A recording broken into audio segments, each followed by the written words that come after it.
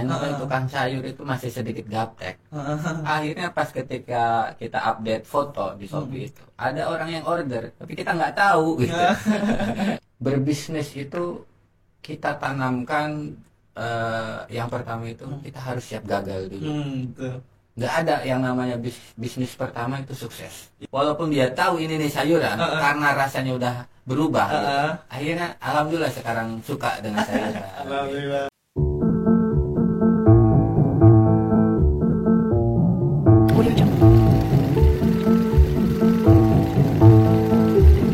Assalamualaikum warahmatullahi wabarakatuh. Waalaikumsalam. Selamat datang di podcast Ansor Banten. Ya, tentunya hari ini kita kedatangan sosok yang luar biasa yang sudah menjalani dunia perbisnisan dan juga udah sukses, bisa dikatakan sukses. Alhamdulillah.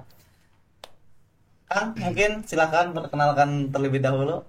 Ya, terima kasih kepada Ansor PW Ansor Banten telah mengundang saya untuk memberikan sedikit pengalaman terkait jalan usaha atau bisa dibilang jalan ninja saya lah ya. Izin perkenalkan diri, saya Awaludin, biasa dipanggil Awal MSG. MSG kan? MSG. Oh. MSG. Oh ya Kang, kader Ansor mana? Saya kader Ansor Kecamatan Cipocok Jaya. Oh, ada. Ya, alhamdulillah. Nah, Kang, jadi kan kita dapat kabar gitu kan. Kang ini fokus ataupun owner di MSG ini. MSG itu apa, Kang?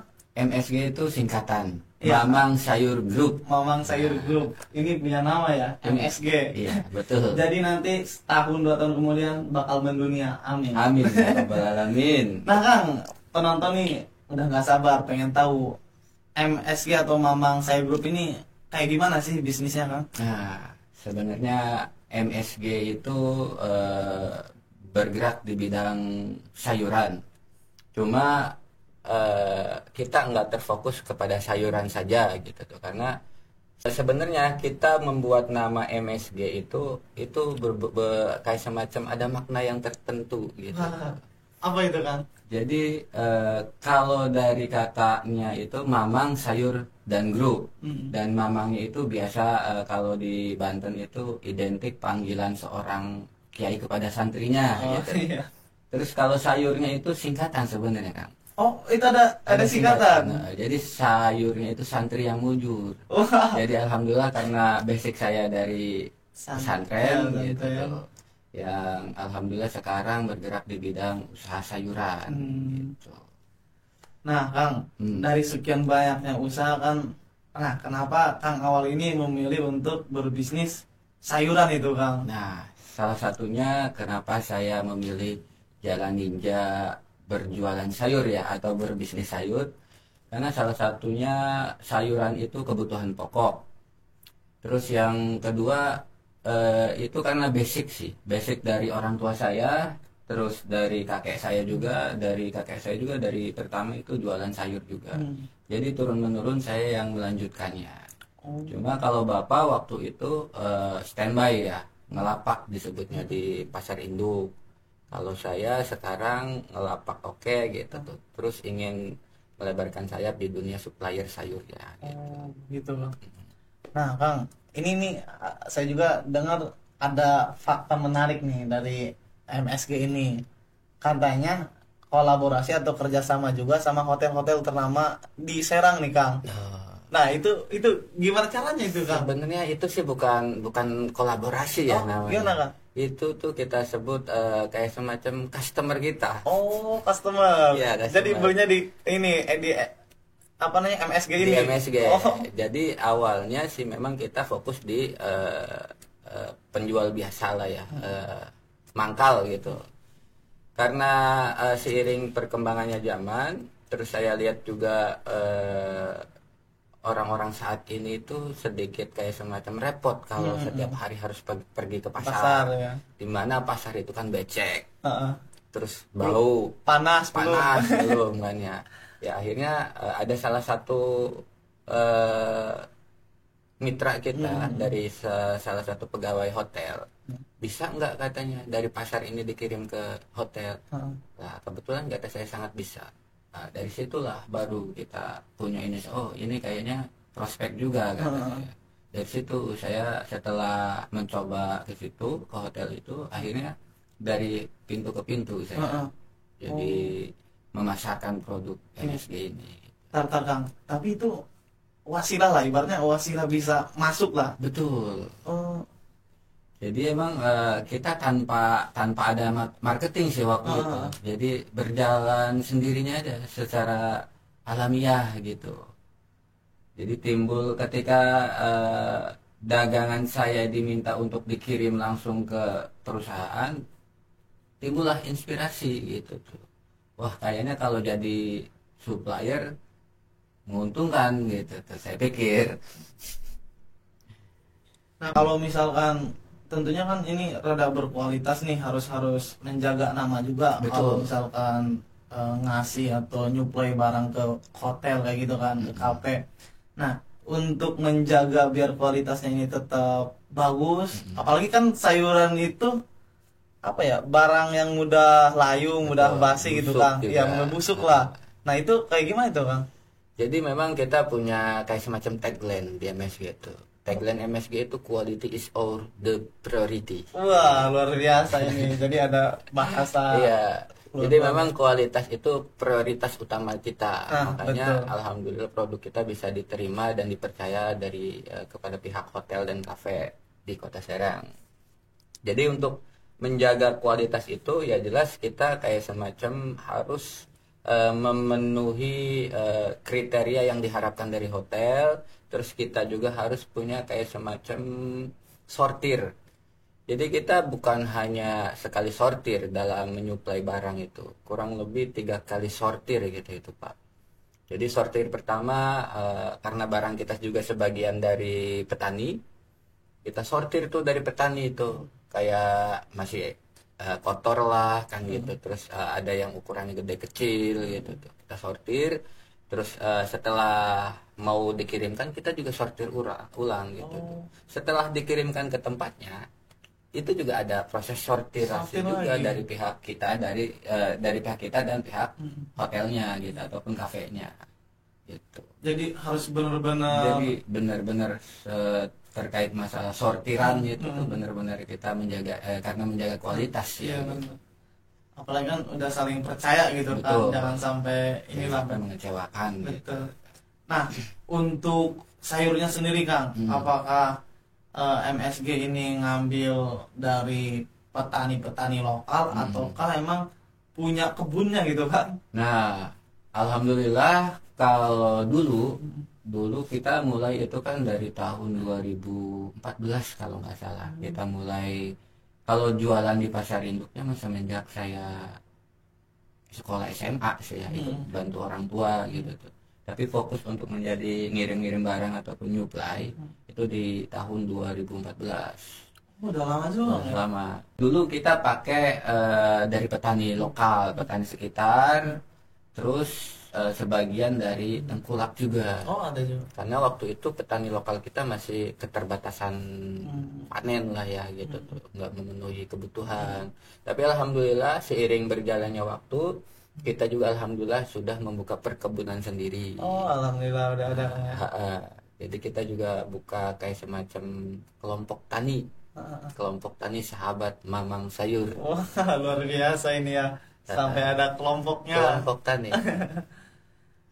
Berarti itu Kang, cuaca kayak gitu berpengaruh nggak sih kalau misalkan pengen barang atau sayur-sayuran yang bagus kayak gitu? Ya sangat berpengaruh ya kalau cuaca. Contoh kayak produk cabe. Cabe itu kalau misalkan di musim hujan kadang-kadang kurang bagus juga. Terus kayak bawang juga sama kurang bagus. Ada beberapa produk yang ketika musim hujan sudah mulai gitu, kualitasnya menurun Oh, gitu ya. gitu. Sehingga mempengaruhi juga di harga pasar. Gitu. Cuaca menunjang sih Iya, iya menurut saya. benar-benar. Berpengaruh lah ya. Pengaruh. Tapi Kang, modal awal itu berapa sih Kang? Kalau pengen. Harus disebutkan itu modal Iya. awal ya. Jadi kan siapa tahu nanti ada anak muda yang pengen ikut bisnis atau justru ikut ke MSG ini gitu kan. Kalau modal awal sih pertamanya itu yang penting satu niat. Niat ya. Niat. Kedua kita harus bersungguh-sungguh. Yang ketiga ya jelas keuangan gitu tuh. Emang tidak dipungkiri ya, yang namanya uang itu harus kita butuh, tapi nggak selalu diperlukan di paling depan gitu tuh. Yang penting ya kata saya itu, yang penting pertama kita harus ada niat mau berusaha, kedua harus bersungguh-sungguh juga. Jadi pas pertama kali saya buka, seingat saya itu di angka sekitar 2 juta saya itu modal. Itu. Iya, Sekarang udah bisa dikalikan 10 kali ya. itu rahasia. Rahasia. Ya alhamdulillah lah kalau untuk saat ini mah, gitu. Alhamdulillah. Bang. Alhamdulillah. Itu Kang, untuk ada program khusus nggak sih untuk menjaga biar akan ketika berkebun itu supaya terjaga lah kualitas sayurnya? Ada program khusus atau emang kayak selayaknya berpetani aja gitu tuh? Ya ada sih Oh, ada. programnya itu ya, kita kan membentuk kelompok tani ya. Kelompok tani yang sebenarnya mah sudah ada, cuma ini karena dibina langsung oleh saya pribadi MSG gitu, akhirnya kita bentuk juga kelompok tani, di mana setiap seminggu sekali program kelompok tani sahabat MSG itu ada pertemuan. Dan di pertemuan itu kita kayak semacam sharing kendala-kendala apa aja gitu yang terjadi di lapangan.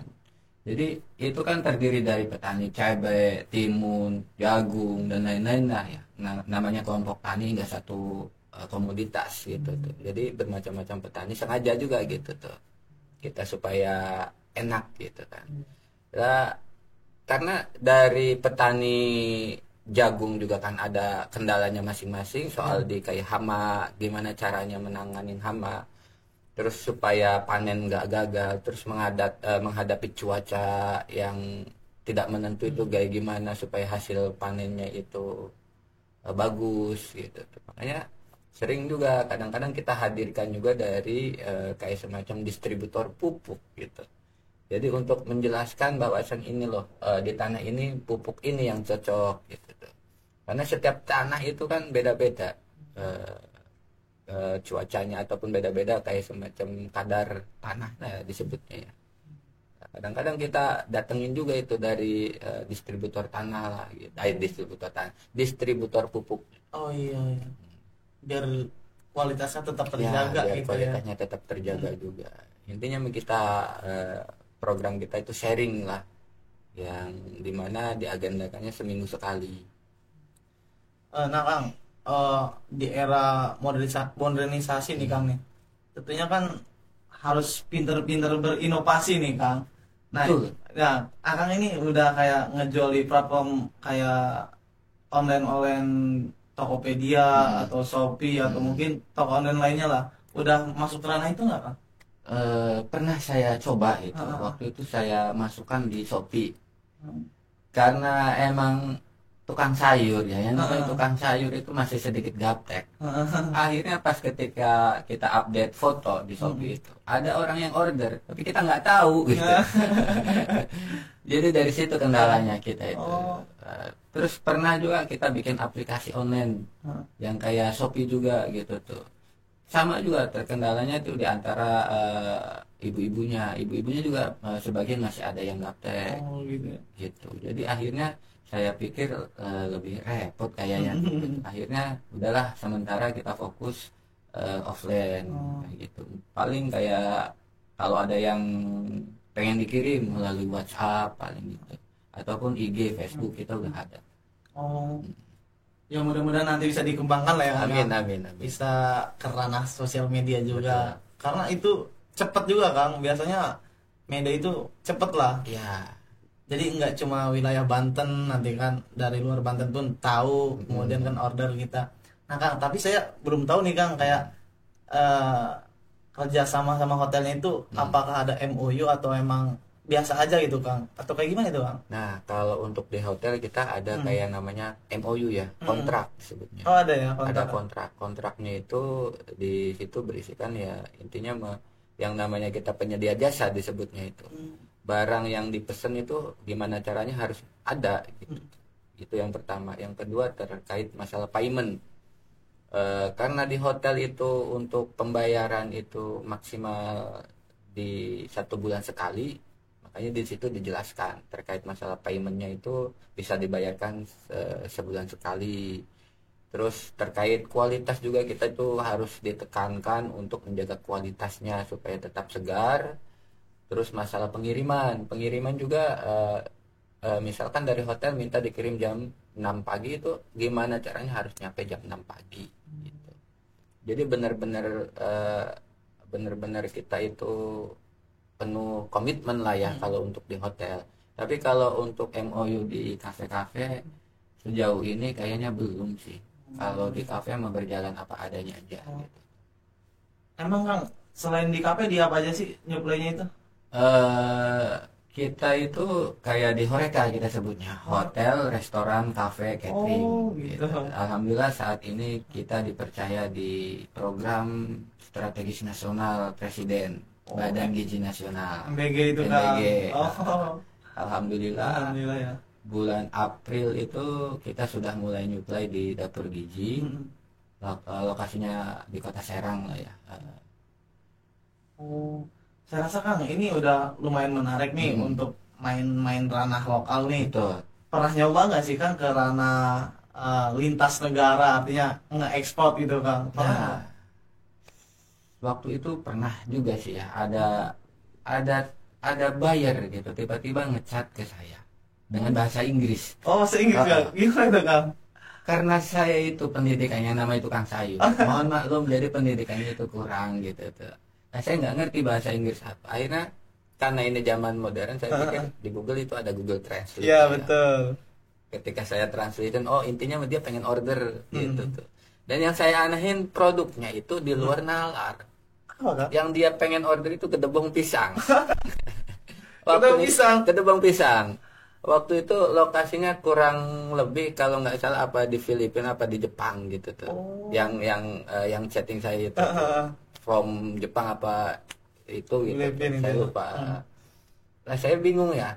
Gimana caranya gitu tuh saya itu bisa ngirim barang dari Serang ke Jepang gitu tuh.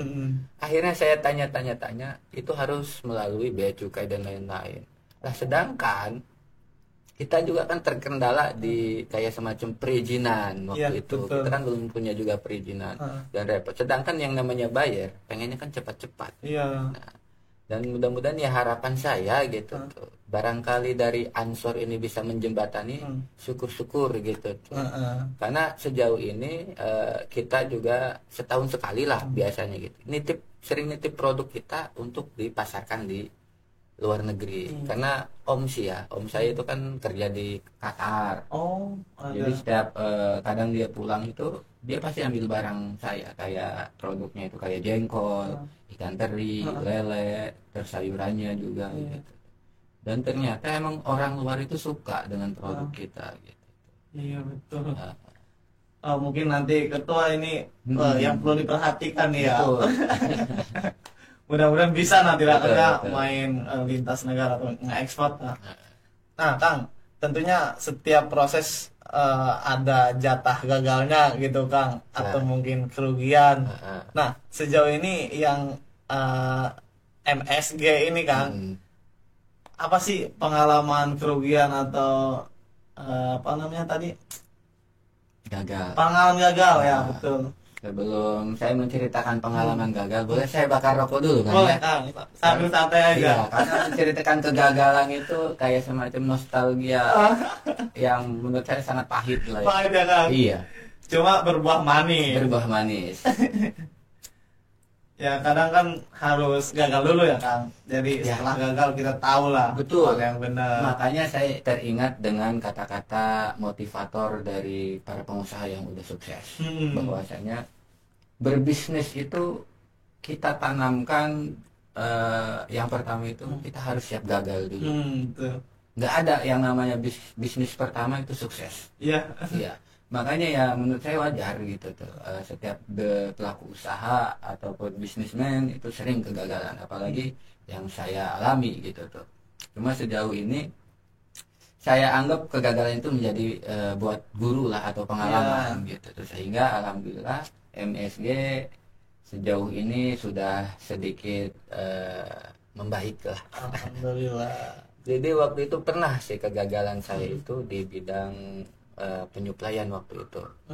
Sempat gagal gara-gara saya kan masih tidak tahu ya prosedur ataupun SOP dalam pengiriman sayur.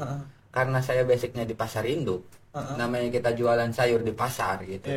Itu kan sayur apa adanya gitu tuh. Tapi tentu higienis menurut saya gitu kan. Yang penting sayur aja Yang lah. penting sayur. Nah, ternyata ketika ada orderan dari hotel ataupun kafe, sayuran itu harus benar-benar kita perhatikan gitu tuh. Dari kualitasnya, higienisnya, kebersihannya, terus dari packaging juga. Karena biasanya sayuran itu layunya bukan ketika di itu, tapi di perjalanan pengantaran itu. Proses pengantaran. ini ya. Iya. Jadi ya makanya dalam proses packaging itu kita harus tahu mana barang yang harus ditaruh di bawah, mana yang barang yang harus ditaruh di atas. Harus gitu. pinter-pinter juga kan Betul. ya. Karena kalau misalkan tomat kita taruh di bawah habis dia. Gitu. Nah itu sering tuh waktu itu karena saya ngejar waktu itu kan, minta dikirim cepet-cepet, akhirnya brus aja masukin barang gitu kan. Nyampe sana hancur semua. Hancur Itu semua. pengalaman ya, pengalaman buruk. Sempat juga hampir dikat kerjasamanya waktu itu kan. Karena bukan sekali dua kali gitu tuh. Karena memang waktu itu manpower kita juga terbatas ya. Ya akhirnya kesini kita perbaiki, kita juga selalu berinovasi gimana caranya memberikan pelayanan yang terbaik gitu. Apalagi dengan tagline-nya MSG ini quality is order the priority. Gitu. Tapi kan selain maksudnya ada apa aja sih sayurnya itu yang dijual bentuk kayak tomat, tadi kan disebutin tomat. Betul. Terus apa lagi sih kan? Sebenarnya yang kita sediakan itu bukan hanya sayuran kan. Jadi sayuran itu kata saya itu salah satu kayak semacam background. Iya. Nah di MSG itu tersedia kayak buah-buahan. Ada ya. Dari kalau proteinnya itu di daging ayam, daging sapi kita juga, terus kayak di frozen food, terus di bumbu dapur. Pokoknya mah kebutuhan dapur kita lengkap di situ. Lengkap gitu. ya. Cuma yang mendominasi lebih ke sayur Lebih ke gitu sayur. ya. Karena kan satu yang saya lihat itu basic saya emang di persayuran. Iya. Terus kedua sayuran itu saya maknai santri yang mujur gitu kan. Gitu. Tapi itu kan apa aja sih yang dijualnya itu bentukannya selain daripada buah-buahan? Apakah ada inovasi baru gitu tuh yang dijual selain sayuran itu? Alhamdulillah untuk saat ini saya udah mencoba menghilirisasi produk MSG. Salah satunya seperti ini. Ada sampelnya. Salah satunya seperti ini, jadi keripik sayuran. Keripik ini Keripik kan? ini. Kalau mau dicoba boleh dicoba. Wah, luar biasa ini. Coba. Tapi ini sayur Kang ya? Sayur. Jadi sayur. Apa aja ini Kang? Itu isinya kita mix sih. Sebenarnya mau misalkan kalau misalkan ada permintaan wortel kita bisa, karena ini sesuai request gitu bisa. Karena ini saya mix jadi macam-macam kayak brokoli di situ. Terus pare, wortel kan iya. Macam-macam lah. Nah, boleh mungkin Kang diliatin dulu Sobat Ansor. Jadi ini mohon maaf ya. karena kita masih skala UMKM. Untuk packaging kita ala kadarnya. Siapa tahu gitu tuh ada seseorang yang ingin membantu masalah packaging ya kita terima. Kayak apa ini gitu. Kang, apa nih harga jual segini itu berapa Kang?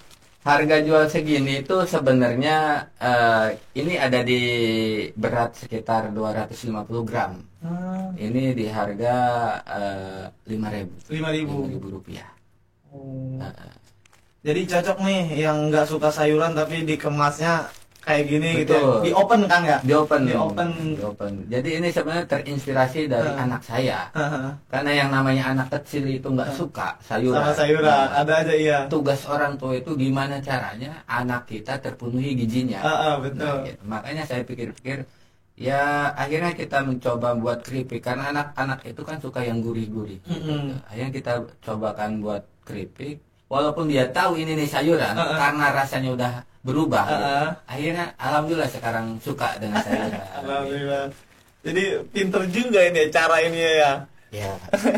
Terus kita juga ada Apa lagi? berbagai produk sih sebenarnya. Produk hilirisasi itu kayak semacam pisang. Oh, ada juga. Kalau di buah-buahannya salad, terus sebenarnya petisan kita juga ada khusus ibu-ibu muda kan, mama-mama muda yang kalau biasanya siang itu kan sambil mengisi kegiatan gosipnya sambil metis kan. Sambil biasanya. metis ya. Boleh Kang dilihatin coba kayak gitu.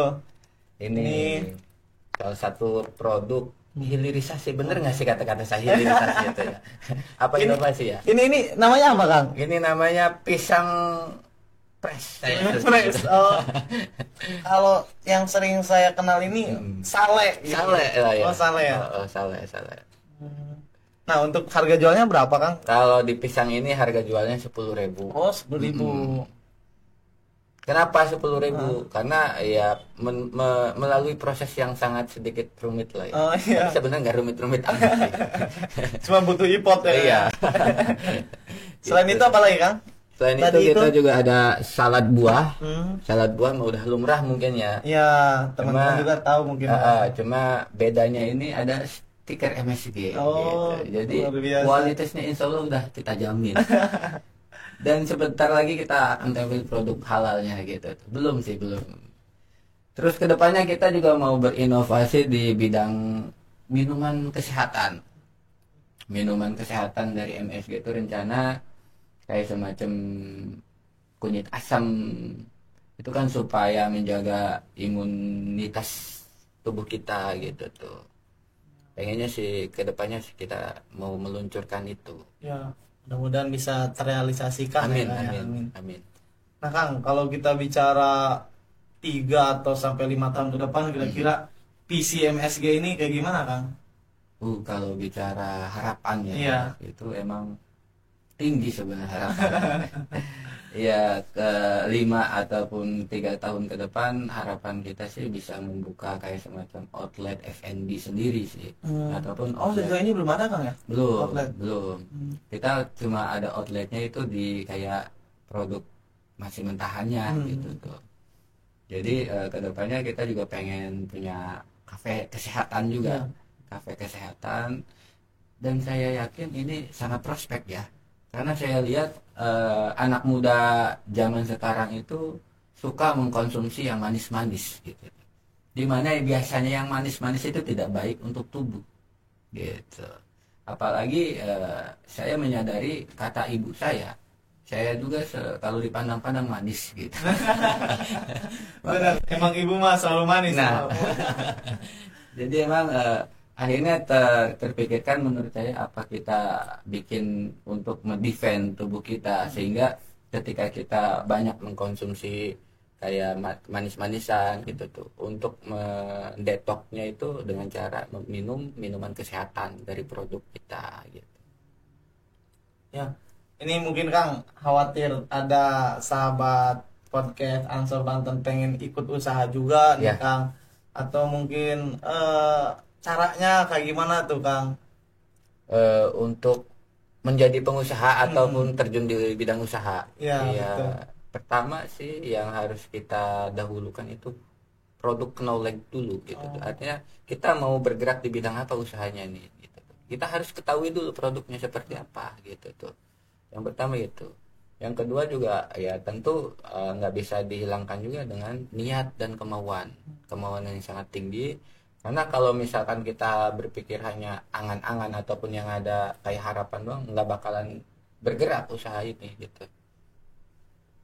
Terus yang ketiga juga kayak semacam kita harus pintar mencari target market apa yang kita butuhkan gitu tuh. target market yang bakal kita punya produk apa gitu.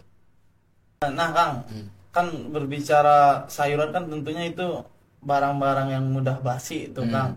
Nah ada nggak sih biar gimana caranya si sayuran ini tetap terjaga gitu tuh? Mungkin perawatannya lah.